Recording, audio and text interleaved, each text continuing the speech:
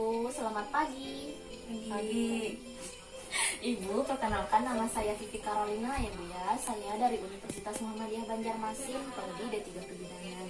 Jadi hari ini saya akan memberikan penyuluhan terkait dengan bayi baru lahir. Nah, jadi di sini ibu-ibu tentunya sudah tidak asing lagi mendengar kata bayi baru lahir. Tetapi apakah ibu-ibu sudah mengetahui apa sih sebenarnya pengertian dari bayi baru lahir tersebut, ibu-ibu? Ada yang tahu, ibu-ibu? Ada yang tahu? Nggak ada. Baik, kalau tidak ada, saya yang jelaskan ya. Jadi, bayi baru lahir itu adalah bayi yang baru dilahirkan, yang baru 1 jam setelah dilahirkan. Itu namanya bayi baru lahir. Nah, jadi kan ada setiap orang melahirkan itu ada yang namanya penimbangan bayi baru lahir. Nah, biasanya itu dilakukan 1 jam setelah persalinan. Kalau misalnya sudah lebih dari 1 jam masa persalinan, itu tidak lagi disebut dengan bayi baru lahir ya ibu-ibu ya. Nah, selanjutnya bayi baru lahir ini ibu mempunyai kategori kesehatan. Apa sih yang disebut dengan bayi baru lahir sehat? Jadi bayi baru lahir sehat itu memiliki 4 ciri ibu-ibu. Yang pertama, cukup bulan itu pasti. Nah, kemudian kulitnya kemerahan. Jadi bayi yang lahir sehat itu ketika baru hadir dari rahim, dia biasanya menangis yang kuat kan ibu-ibu ya. Kemudian kulitnya berwarna merah, kemudian pergerakannya bagus, dan yang terakhir dia tidak ada memiliki cacat bawaan. Nah, itu baru dinamakan bayi baru lahir yang sehat. Nah, selanjutnya apa saja sih perawatan yang sering dikasihkan pada bayi baru lahir?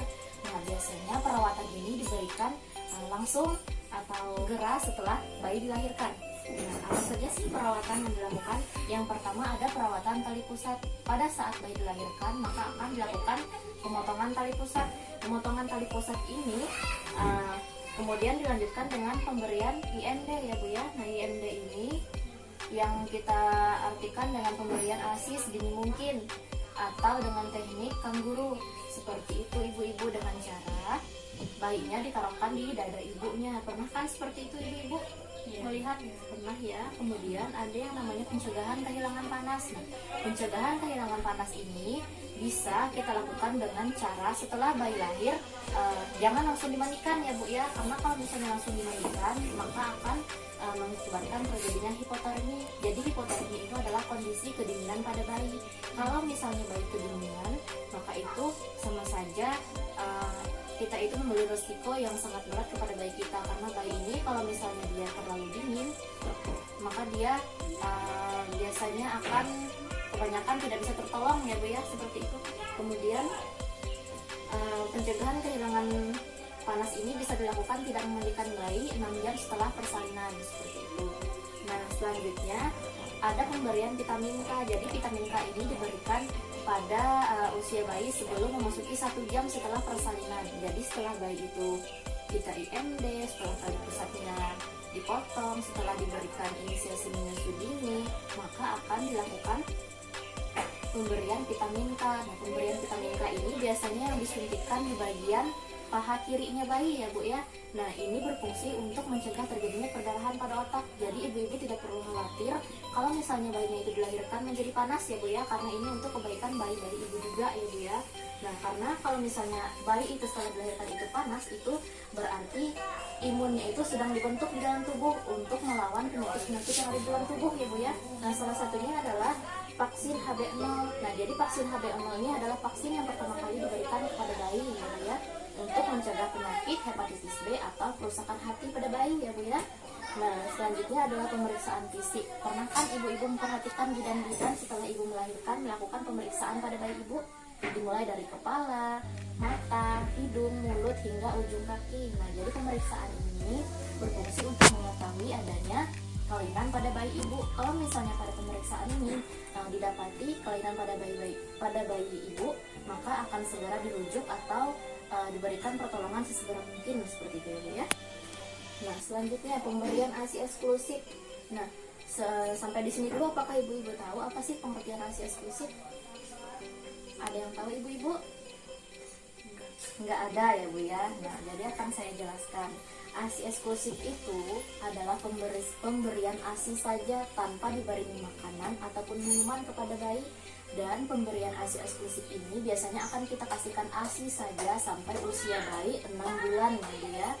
Nah, selanjutnya kenapa sih bayi itu harus diberikan ASI? Nah, ASI itu adalah makanan yang diciptakan oleh Allah Subhanahu wa Ta'ala yang komposisinya sudah sangat sempurna untuk bayi. Kenapa? Bahwa di dalam nutrisi ASI ini memang sudah disesuaikan dengan kebutuhan bayi ya Bu ya. Misalnya bayi itu sakit, ASI akan menjadi encer biasanya itu. Nah, itu disesuaikan dengan kebutuhan bayinya.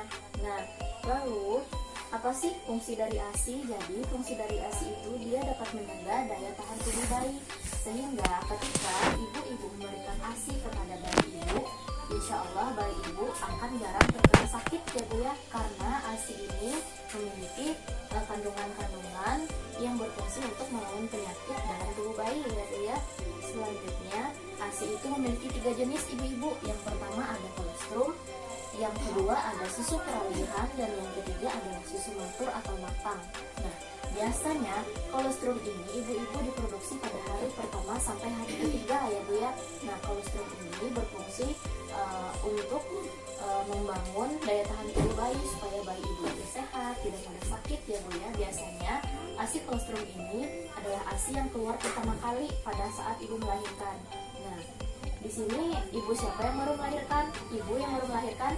Nah, ini Ibu Ria. Nah, kemarin pada saat ibu melahirkan, ASI ibu berwarna apa Bu pertama kali keluar? Warna kuning. Kuning. Nah, iya itu memang itu Ibu ya. Jadi kolostrum itu biasanya berwarna kuning.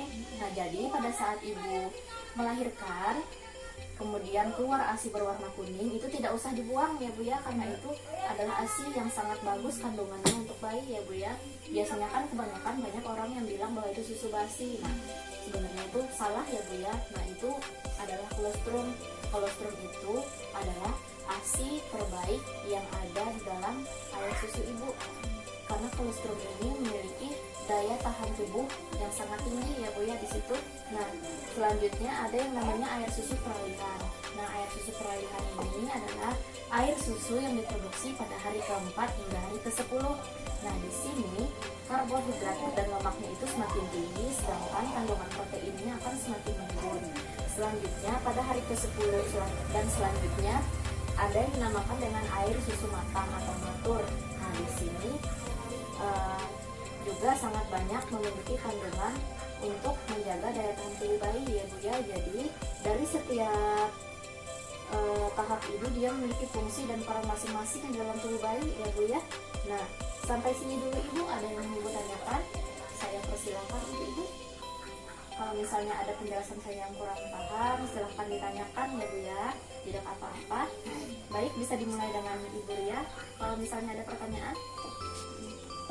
Saya Bu mau bertanya. Ya, silakan Ibu Ria, silakan. Jadi Bu, tadi kan Ibu sudah menjelaskan kalau pemberian ASI itu artinya adalah pemberian ASI saja tanpa diberikan apapun sampai usia bayi 6 bulan. Iya, betul. Sedangkan saya kan kemarin anak saya sakit, saya kasihkan obat.